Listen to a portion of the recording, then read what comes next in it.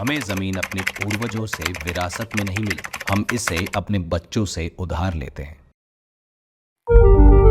बात हो रही है तिरुचेंदुरी, इसके आसपास के गांव और अपने त्रिची जिले की। 1000 साल से अधिक समय से यहाँ रह रहे लोगों के भूमि अधिकारों पर आज तमिलनाडु सरकार द्वारा सवाल उठाए जा रहे हैं।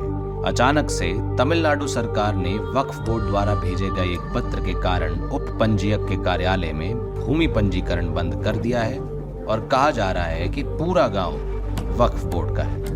मैं त्रिची जिले के तिरुचेंदुरी गांव के लोगों के और से बोल रहा हूं। वक्फ बोर्ड ने कोर्ट में जमीन की खरीद बिक्री पर रोक लगाने की याचिका दायर की है। जब हम जमीन का एक टुकड़ा बेचेंगे तो उन्होंने हमसे कहा है कि हम इसे नहीं बेच सकते। जब हमने पूछा कि क्यों, तो उन्होंने कहा कि हमें वक्फ बोर्ड के पास जाकर जमीन बेचने की अनुमति लेने की जरूरत है। ये मजाक जैसा लगता है ना। ये ऐसा है कि जैसे मैं अचानक गया और दावा किया कि पूरा पहाड़ मेरा है। यह कितना हास्यास्पद होगा। इसी तरह वो लोग दावा कर रहे हैं कि पूरा गांव ही उनका है।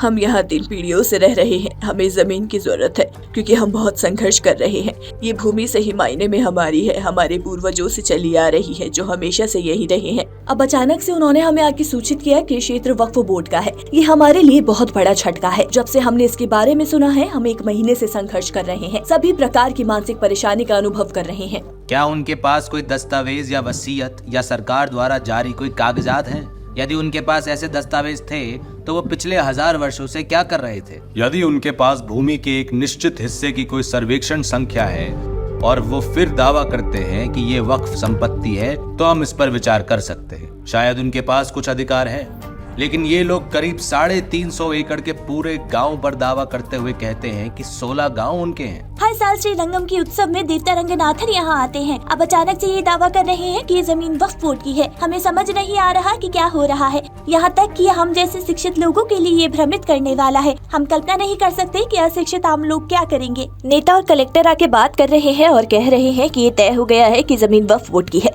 वो हमें इस निर्णय के लिए कोई कारण नहीं बता रहे हैं। वो जाकर आपस में चर्चा करते हैं और हमें कुछ बिना समझाए निर्णय ले लेते हैं।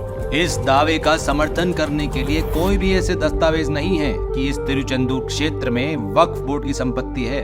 जब हमने उनसे पूछा कि उनका एकमात्र दस्तावेज क्या है, तो उन्होंने कहा कि ये सरकार द्वारा दिया गया था। उनका दावा है कि उन्होंने सरकारी रिकॉर्ड के आधार पर निर्देश प्राप्त किया।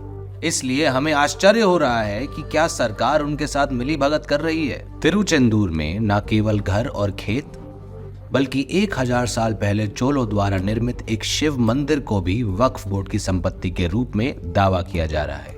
उस मंदिर का निर्माण साल 907 से साल 955 तक परांतक चोल के शासनकाल के दौरान उनके बेटे अरिंजय चोल ने किया था। इसका समर्थन करने वाले दस्तावेज मंदिर पर ही अंकित पाए जा सकते हैं। 14 तारीख को सभी आम लोगों ने धरना प्रदर्शन करने का निर्णय किया। उसके तुरंत बाद क्या हुआ? उस शाम अचानक पुलिस इंस्पेक्टर ने आकर हस्तक्षेप किया। उन्होंने हमसे कहा, आप सभी आम लोगों को डीआरओ के पास जाना चाहिए। क्या कमेटी? Peace committee. उन्होंने हमें इनवाइट करते हुए कहा, हम एक शांति समिति बना रहे हैं, आइए और चर्चा में शामिल होइए। पीस कमेटी के फैसले में उन्होंने उस बात का जिक्र किया जो कई सालों से चली आ रही है, सिर्फ कई वर्षों तक नहीं। जहाँ तक मुझे पता है, मैं इस गांव में लोगों की 7 पीढ़ियों के बारे में जानता हूँ। उन्होंने लंबे समय से चली आ रही स्थिति के डॉक्यूमेंटेशन करने के बजाय वक्फ बोर्ड के पक्ष में शांति समिति की बैठक को दर्ज किया है। मैं 87 वर्ष का हूँ। वक्फ बोर्ड का कोई भी सदस्य या अध्यक्ष नहीं है जिसने अब तक मुझे इस संपत्ति के स्वामित्व के बारे में बताया हो। ये मामला नया है और इसे सख्ती से निपटना चाहिए, न केवल इस गाँव वालों द्वारा बल्कि सरकार द्वारा भी, जो टैक्स लेती है लोगों से लेकिन वक्फ बोर्ड वालों से नहीं। 1955 में एक संशोधन पेश किया गया था और उस संशोधन के आधार पर यदि वक्फ किसी भूमि के एक टुकड़े पर दावा करता है तो उसे उनका माना जाता है। वो कह रहे हैं कि अगर वो दावा करते हैं तो जमीन स्वतः उनकी हो जाती है। हमें समझ नहीं आता कि ये कैसे उचित है। यह एक कड़वी सच्चाई है कि डीएमके सरकार के समर्थन से वक्फ बोर्ड आज जिन जमीनों पर दावा कर रहा है उनमें हाईवेज और रेलवे ट्रैक्स भी शामिल हैं।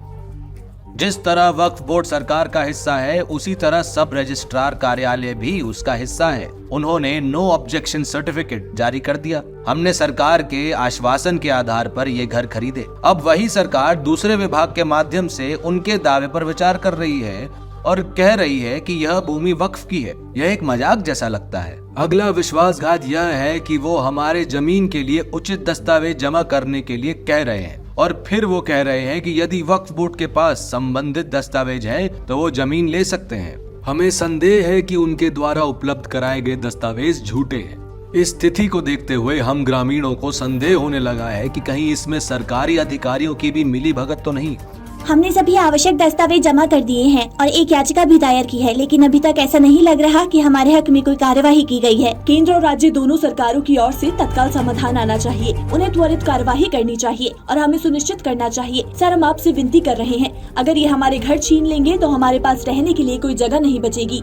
संकट की इस घड़ी में हर कोई यही सोच रहा है कि सभी लोग एक साथ आए और मुकाबला करें। कहने का तात्पर्य ये है कि एक सामान्य व्यक्ति जिसने जमीन का एक टुकड़ा खरीदने के लिए संघर्ष किया है, लोन लिया है, घर बनाया है और वहां रह रहा है, वह पहले ही संघर्ष का जीवन जी रहा है। अगर इस वक्त कोई आकर कहे कि संपत्ति उनकी नहीं बल्कि वक्फ की है तो आम लोगों पर क्या असर होगा? अभी बहुत अशांति है। हमारा पूरा गांव बहुत आक्रोशित।